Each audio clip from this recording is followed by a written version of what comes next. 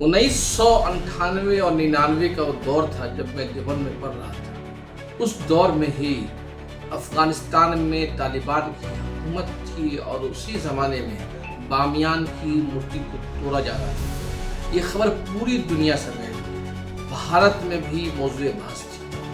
उसी दौर में भारत में न्यूज़ मीडिया में इनकलाब आ रहा था। 24/7 चैनल्स नमूदार हो रहे थे।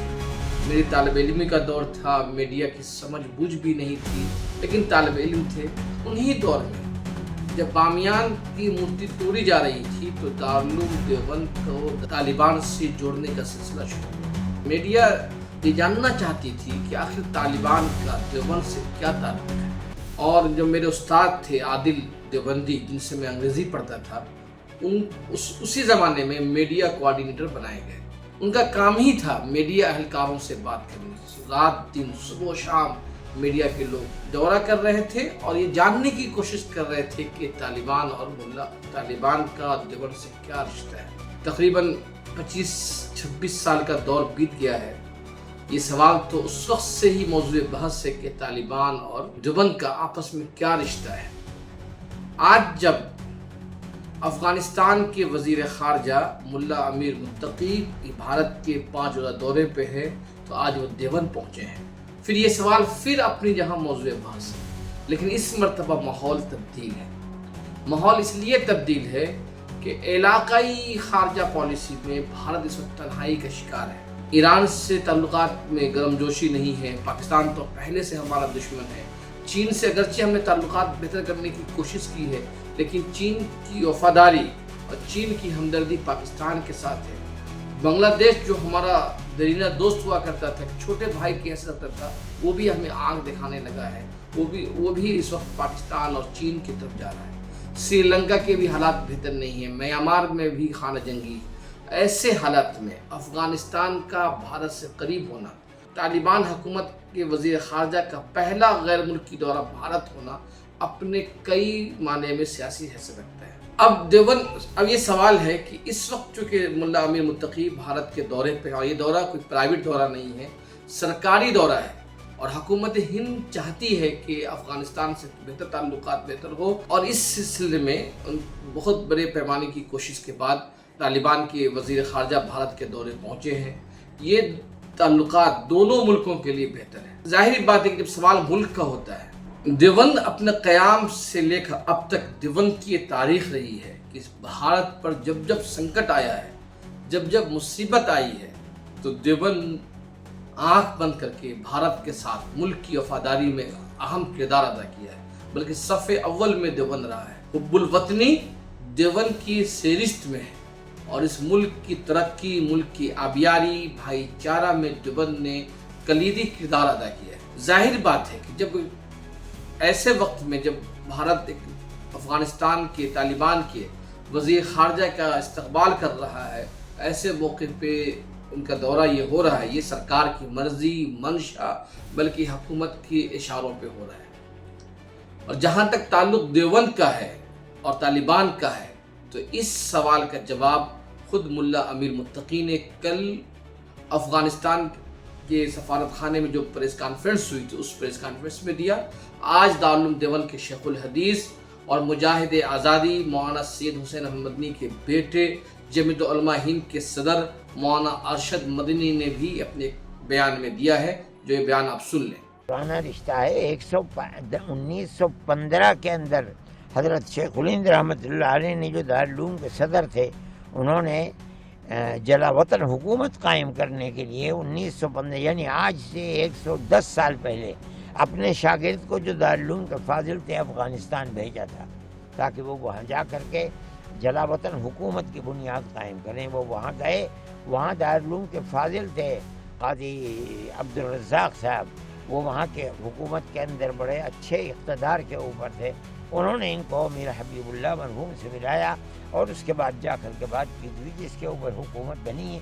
और वो हुकूमत जलावतन हुकूमत थी, जिसके सदर बरकतुल्लाह थे, और वो प्रताप सिंह थे, और इसी तरह वज़ीर ख़ारजा हमारे مولانا عبیداللہ سندھی تھے. اس لیے ہمارا تعلق افغانستان سے علمی اور تعلیمی بھی ہے, اور اس کے ساتھ ساتھ جو جہاد آزادی کے لیے ہمارا کردار تھا, اس کردار سے انہوں نے فائدہ اٹھایا. میں یہ کہتا ہوں کہ جس طرح ہمارے اکابر نے دنیا کی بڑی حکومت برطانیہ کو یہاں شکست دی ہے, اسی طرح انہوں نے دنیا کی بڑی طاقتوں روس اور امریکہ سے لوہا لیا ہے اور ان کو دھول چھٹوائی ہے.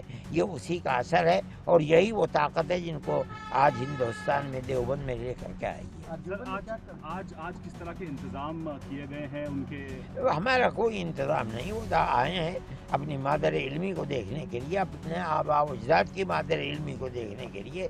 وہ حدیث کے سبق میں بیٹھیں گے اور اس کے بعد ہمارے اساتذہ سے بات چیت کریں گے. اور اس سے اندازہ ہوتا ہے کہ طالبان کا دیوبند سے جو تعلق ہے وہ نہ سیاسی تعلق ہے نہ کوئی نظریاتی تعلق, بلکہ دیوبند علوم دینیہ کا ایک اہم مرکز ہے, اور صرف بر اعظم ایشیا ہی نہیں بلکہ پوری دنیا میں علوم اسلامیہ کو پھیلانے میں اور اس کے فضلہ نے اہم کردار ادا کیا ہے. اور یہی رشتہ افغانستان کے علماء کا دیوبند سے ہے, امریکہ کے علماء کا بھی ہے, اور پوری دنیا کے علماء کا ہے. یہ جو رشتہ ہے دیوبند کا افغانستان سے, یہ علمی رشتہ ہے, چونکہ دیوبند علوم اسلامیہ کا ایک بڑا مرکز ہے, اور علم حدیث ہو یا علم تفسیر ہو یا دنیا یہ دیگر جتنے بھی اسلامی علوم ہیں, اس علوم کو پھیلانے میں دیوبند کا اہم کردار رہا ہے. دیوبند کے کئی کردار ہیں. دیوبند کا ایک تاریخی کردار بھارت کی تحریک آزادی میں قائدانہ کردار ادا کرنا ہے. دوسرا کردار دیوبند کا علوم اسلامیہ کی ترویج و ترقی ہے. اور تیسرا کردار بھارت میں اسلام کی تبلیغ, اسلام کی ترویج, مسلمانوں کی مذہبی شناخت کی حفاظت کرنا ہے. جو دنیا بھر کے جو علماء ہیں, دنیا بھر کے جو علوم اسلامیہ کے ماہرین ہیں, انٹلیکچوئل ہیں, دانشور ہیں, ان کا دیوبند سے جو تعلق ہے وہ علم کا تعلق ہے. رہا سیاست کا اور نظریات کا, تو ہر ایک ملک کی اپنی اپنی سیاست ہے, اپنے اپنے نظریات ہیں. وہ اپنے اپنے ملک کے حالات کے مطابق سیاسی اور فکری نظر رکھتے ہیں, اور اس کا تعلق دیوبند سے نہیں ہوتا ہے. تو یہی طالبان کا دیوبند سے رشتہ ہے. یہی وجہ ہے کہ جب ملا امیر متقی جب دیوبند کے دورے کر رہے تھے, ان سے سوال کیا گیا کہ آپ دیوبند کیوں جانا چاہتے ہیں, تو انہوں نے واضح کیا کہ دیوبند علوم اسلامیہ کا ایک بڑا مرکز ہے, اور ہمارے افغانستان کے علماء وہاں تعلیم حاصل کی ہے. ان علماء نے افغانستان کے لحاظ سے افغانستان کی سیاسی اعتبار سے اہم کردار ادا کیا ہے. تو ہم اپنے اسلامی مرکز کو دیکھنے کے لیے دیوبند جا رہے ہیں. بہرکیف, اور یہ کوئی پہلا موقع نہیں ہے. اس سے پہلے جب بھارت کا جو قندھار میں جو جہاز اغوا ہوا تھا, چند پاکستانی دہشت گردوں نے کاٹمنڈو سے ایئر انڈیا کی فلائٹ کر رہی تھی دہلی جانے کے لیے 1999 میں, اس فلائٹ کا جب اغوا کیا گیا تو اس فلائٹ کو قندھار میں, جب اس دور میں طالبان کی حکومت تھی, قندھار میں اتار لیا گیا. تو طالبان حکومت سے بات چیت کرنے کے لیے جو بھارت حکومت کا جو رابطہ نہیں ہو پا رہا تھا, اس رابطہ پیدا کرنے میں بھی دیوبند نے کردار ادا کیا. یہ تاریخ کی ریکارڈ پر ہے. اس کے علاوہ دیوبند جو ہے پورے ہی بھارت میں کے مسلمانوں کا ہی نہیں, بھارت کی حکومت کی بھی نمائندگی کرتا ہے. جب بھارت کی حکومت کو ضرورت محسوس ہوتی ہے دیوبند کی, تو دیوبند ساتھ میں کھڑا ہوا نظر آتا ہے. چاہے وہ سعودی عرب سے تعلقات بہتر کرنا ہو, چاہے دنیا کے کسی بھی مسلم ملک سے تعلقات بہتر کرنا ہو, اس ملک کے تعلقات بہتر کرنے میں دیوبند جو ہے حکومت کے ساتھ کھڑی رہتی ہے. یہ دیوبند کی سب سے بڑی کامیابی بھی ہے, اور نظریاتی اور فکری معتبریت کا سب سے بڑی علامت ہے. لیکن کچھ لوگ ایسے بھی ہیں اس ماحول میں جو دیوبند کے دورے کو ایک الگ رنگ دینے کی کوشش کر رہے ہیں, اور ایک فرقہ وارانہ ہمانگی کا ماحول بگاڑنے کی کوشش کر رہے ہیں. ایک سدرشن ٹی وی کا جو چینل کا جو مالک ہے, وہ جو ہمیشہ حکومت کے ساتھ کھڑا ہوا نظر آتا ہے, اس معاملے میں باضابطے طور پر یہ کہتا ہوا نظر آ رہا ہے کہ دہلی سے دیوبند تک کا جو سفر ہے 3 گھنٹے کا, اس سفر میں آپ لوگ کچھ کریں.